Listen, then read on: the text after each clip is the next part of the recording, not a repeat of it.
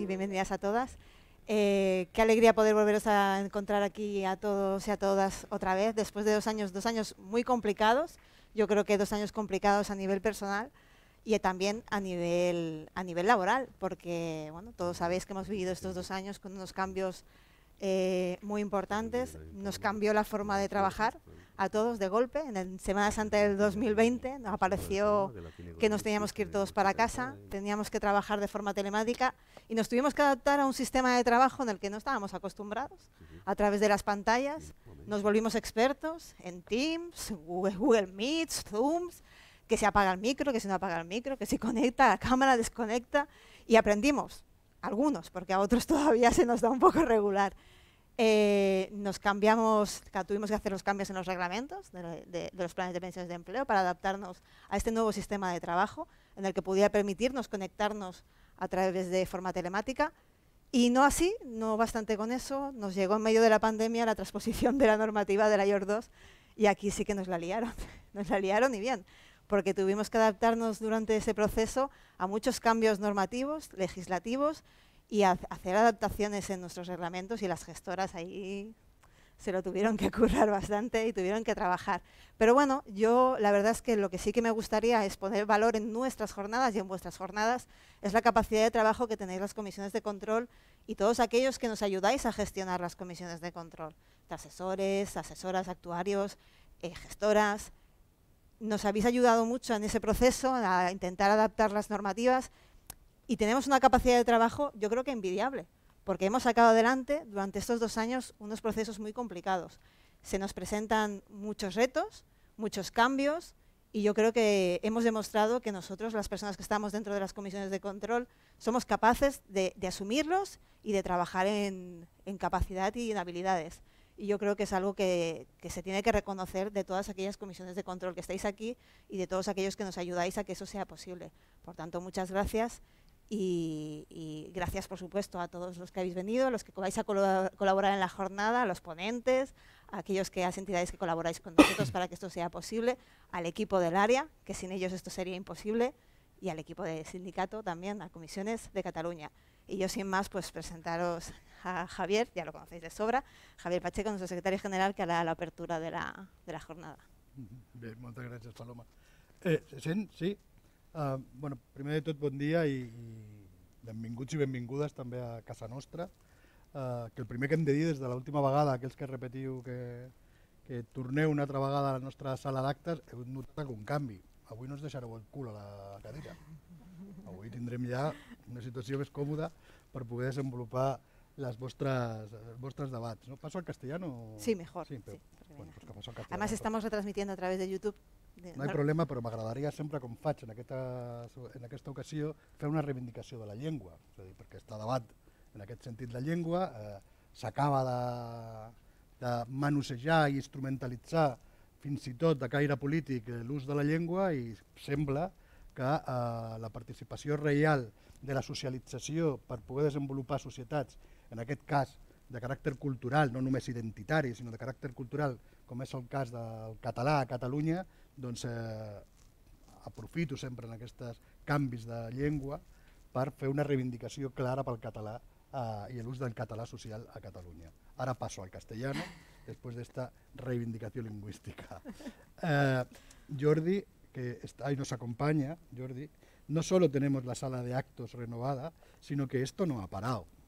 Es decir, creo que puedes estar orgulloso de la estructura, el legado que nos dejaste después de tantos años impulsando esta iniciativa con nosotros, consolidando unas jornadas que yo creo que siguen siendo referencia del mundo de la previsión social complementaria en nuestro país y que, bueno, aquello que construiste, como ves, sigue, y mira con qué nivel, ¿no?, de participación en este sentido. Por lo tanto, orgullosos y orgullosas en Comisiones Obreras de Cataluña de seguir apostando, ¿no?, con una clave de referencia por un ámbito de la negociación colectiva, ¿no?, un contexto propio de la participación y la acción sindical del sindicato en el conjunto de las empresas y, como digo, orgulloso y orgullosa de poder acoger a diferentes actores, ¿no?, del sector de la previsión social para que podamos seguir construyendo un escenario que creo que mejora las condiciones de trabajo de la gente, complementa lo que hoy día algunos están intentando poner de moda, que son las políticas de rentas en nuestro país, sobre todo aquellas que son las rentas salariales que nos disputamos directamente las plusvalías en la negociación colectiva, ¿no? Por lo tanto, orgullosos de que sigamos teniendo esta apuesta firme y clara en la organización en Cataluña. Estamos en un contexto, por dejarme acompañaros 5 minutos en este sentido, estamos en un contexto complejo, precisamente para la distribución de las rentas. Estamos en una crisis, ¿no?, de carácter inflacionaria que, bueno, está apretando, está tensionando muchísimo lo que es precisamente los espacios propios de la negociación colectiva. Ya no solo en los salarios que pueden determinarse por la vía del segundo pilar, ¿no?, de la previsión social, sino en la primera distribución de la renta en la negociación, que es la disputa del salario directo en la nómina, ¿no? Estamos en una situación de tensionamiento donde se han demostrado las diferencias entre organizaciones empresariales y sindicales cómo determinar una respuesta a la actual situación de crisis inflacionaria que vive el país. Y también estamos con una notable diferencia, en este caso con las administraciones, principalmente con el Gobierno de España, de cómo interpretamos la determinación de un pacto de rentas en nuestro país. Y aquí deberíamos de empezar también a hacer algo de pedagogía y aprovechar un escenario de estas características donde confluimos gente de diferentes organizaciones para poder también, entre nosotros, poder reflexionar sobre qué consideramos cada una de nosotras y nosotros como un pacto de rentas y las condiciones concretas de establecer un pacto de rentas en este país, sobre todo si queremos dar una respuesta de carácter urgente a la crisis que está encima de la mesa, que son para el año sobre todo 22, ¿no?, que es la que en teoría tenemos, algunas previsiones actuales, la situación más complicada para darle respuesta al conjunto de la sociedad, ¿no? Claro, al Gobierno hay que decirle que un pacto de renta no se puede circunscribir estrictamente en el control de las rentas salariales y los excedentes empresariales, porque dejamos parte importante de lo que significa la redistribución de la riqueza, que se establece mediante las políticas impositivas. Es decir, difícilmente se puede articular un pacto de rentas sobre un ejercicio propio y autónomo de los agentes empresariales y los agentes sociales en el marco de la negociación colectiva, donde las partes que interpelan en ese marco directamente contraen su capacidad de extraer rentas para poder ponerlas a disposición del conjunto de la economía para que se controlen los espacios de la inflación. Creo que es exigirle una responsabilidad sobre medida si no tiene un acompañamiento posterior para poder redistribuir los efectos que eso puede conllevar. Porque los efectos de la contención empresarial, de los excedentes empresariales, evidentemente no son unívocos y homogéneos en el conjunto de los sectores de la actividad económica, que ven los impactos de los incrementos de los costes que les afectan de manera diferenciada. No podemos pensar que a todo el sector económico le afectan los costes energéticos de la misma manera. No podemos aceptar tampoco que se estén implementando al incremento de precios de manera homogénea los costes energéticos independientemente de tu afectación en la cifra de negocios, como lo que está sucediendo actualmente. Si no, no tendríamos la cifra de inflación que tenemos ahora.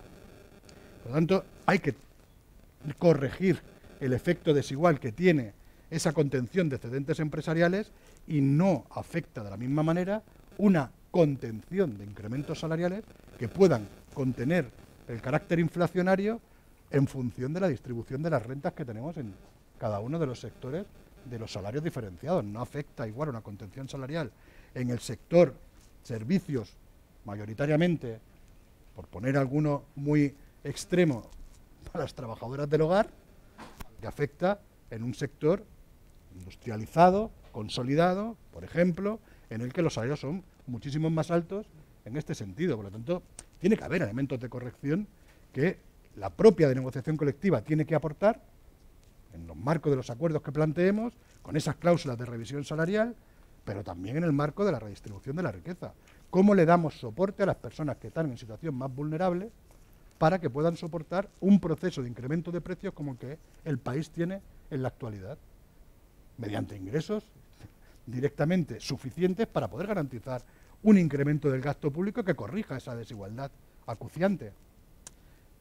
No podemos dejar la política fiscal, una modificación de la política fiscal para dotarle al Estado de suficientes recursos para poder proveer de incrementos de gastos, evidentemente focalizados a los sectores de la sociedad más afectados por esta situación en condición de vulnerabilidad, y poder actuar realmente con un efecto de carácter general en ese pacto de rentas que tendría que tener el país.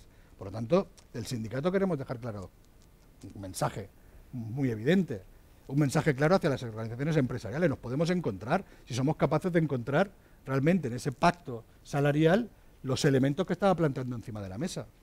La afectación concreta de cada uno de los sectores y la redistribución de salarios en función de su realidad. Y al gobierno la corrección de los efectos con carácter general, que significa la acción del Estado en la redistribución de la riqueza mediante una modificación de la política fiscal que promueva propuestas como la que hace el sindicato, de una transferencia directa de 300 euros a las personas que están por debajo del salario mínimo interprofesional. Que calculamos, bueno, Carlos, no me acuerdo si son 20 millones, no, perdón, 2.000 millones de euros, ¿no? El cálculo que tenemos hecho, creo, de la renta son alrededor de unos 2.000 millones de euros de transferencia de renta directa a las personas que recibirían 300 euros por debajo del salario mínimo interprofesional. Claro, para tener 2.000 millones de euros tenemos que tener una capacidad de ingresos adicional para poder hacer frente a ese gasto. Si hay gente que se está forrando porque no tiene impacto apenas en su cifra de negocio del incremento de los costes de la energía y lo ha repercutido a precios y sigue manteniendo sus márgenes de beneficio, mirar los datos de la EPA de este primer trimestre, cómo baja el gasto familiar y cómo sube el remanente de los excedentes empresariales. Es decir, aquí algo está pasando en el sentido que estoy diciendo. Tenemos margen para poderlo corregir, ¿no? ¿Qué quiero decir con todo esto? Que estamos en una situación muy compleja, que se va a tensionar muchísimo en las relaciones directas entre empresarios y trabajadores en el marco de la negociación colectiva, que vamos a tener que hacer un esfuerzo importante, pedagógico, pero también de acumulación de fuerzas, para que la mayoría social que se viene afectada por la negociación colectiva, que es la clase trabajadora, pueda tener una respuesta favorable fruto de la capacidad que el sindicato pueda estructurar y organizar en las mesas de negociación. Y ahí tenemos que intentar hacer un esfuerzo para que el resto de contenidos que articulan la negociación colectiva no se queden en el cajón del olvido por la tensión directa que tiene un conflicto de rentas como el que vivimos en la actualidad. Y entre ellas, estas condiciones que requiere la negociación colectiva, están los acuerdos relacionados en lo que es el tema que tenéis que tratar hoy, que es evidentemente el marco de la previsión social complementaria, que no deja de ser también una parte concreta de la disputa de esas rentas en las plusvalías empresariales. Y en ese contexto nosotros no podemos renunciar a articular una negociación colectiva con derechos plenos. Nosotros no podemos reducir el foco estrictamente a la discusión salarial, por lo importante que es. No olvidemos, estamos en un proceso de transformación de modelo económico y social en nuestro país, en el conjunto de la Unión Europea y probablemente en el conjunto del nivel mundial. Un proceso de transformación de modelo productivo que tiene que cambiar el orden también de las relaciones laborales, que tiene que facilitar la adaptación y las competencias de las trabajadoras y los trabajadores a la nueva realidad que se va a incorporar en el mundo del trabajo. Que la negociación colectiva va a tener que jugar un papel central para poder acompañar a todos estos cambios en el mundo de la empresa, si no queremos dejar a muchísima gente fuera en la transición del proceso del cambio, en el interregno. Por lo tanto, si queremos realmente tener una sociedad que no siga incrementando sus desigualdades, la negociación colectiva tiene que jugar un papel fundamental. Y aquí, mensaje para mis compañeros y compañeras del sindicato, permitirme, tenemos mejores condiciones que hace unos meses. Hemos conquistado por fin la modificación del Estatuto de los Trabajadores que articulaba un reequilibrio en el marco de las relaciones laborales, sobre todo en lo que tiene que ver con la negociación colectiva. Hemos recuperado mediante el acuerdo del diálogo social en relación a la reforma laboral, con su posterior accidentada convalidación en el Congreso de los Diputados. No voy a olvidar nunca de esa convalidación en el Congreso de los Diputados, porque tiene responsabilidades políticas que no podemos dejar pasar por encima en mucho tiempo, no sea que algunos vuelvan a querer repetir en el marco de otros espacios de negociación que tiene que ver con los derechos del trabajo, por ejemplo, en la reforma del sistema público de pensiones en nuestro país, jugar a las mismas cosas que se jugó con la reforma laboral. Por lo tanto, pongamos siempre el acento en este sentido de qué sucedió en el debate del Congreso de los Diputados, pero, compañeras y compañeros, en el marco del acuerdo del diálogo social hemos recuperado importantes equilibrios de negociación colectiva y tenemos probablemente mejor ejército para poder articular la correlación de fuerza. Perdonar, no es un buen ejemplo del ejército en tiempos de guerra. Mejor equipo para poder articular la correlación de fuerza. Tenemos mejores condiciones para poder hacerlo porque las trabajadoras y los trabajadores tienen por miles más contratos indefinidos que les arraigan a sus centros de trabajo para defender las plataformas reivindicativas de estos convenios colectivos. Por lo tanto, mejor correlación de fuerza. Tenemos mejores equilibrios porque han desaparecido las guillotinas que tenían los convenios colectivos cuando se acercaba el final de su vigencia y amenazaba con la derogación de la ultraactividad la desaparición del contrato colectivo en el marco de la empresa.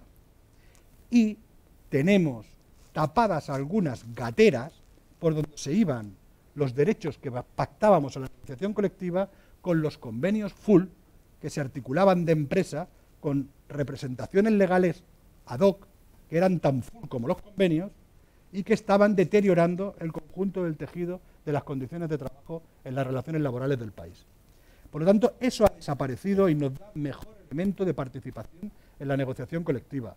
Ahora que tenemos herramientas, hay que afinarlas para poder sacarle realmente el rédito que requieren.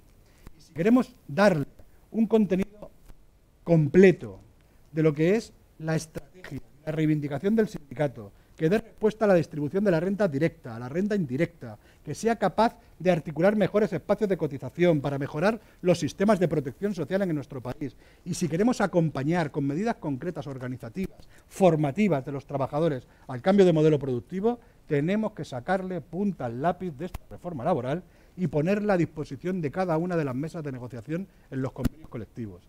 Y eso es lo que realmente puede articular una mejor sociedad, un mejor desarrollo económico, un progreso real y social en un momento de cambio donde el siglo XXI tiene que estar construyendo desde abajo, no desde la grandilocuencia, sino desde abajo, un nuevo contrato social para nuestras sociedades. Por lo tanto, compañeros y compañeras, esta es mi aportación más de carácter contextual y general en la apertura de esta jornada. Desearos, evidentemente, un buen debate, que saquéis buenas conclusiones y una buena reflexión, como hacéis siempre en vuestras iniciativas y jornadas, y evidentemente que estéis lo más cómodas y cómodos posibles, no físicamente, sino en el entorno que podáis desarrollar en vuestros trabajos. Muchas gracias y gracias a ti, Paloma. Gracias.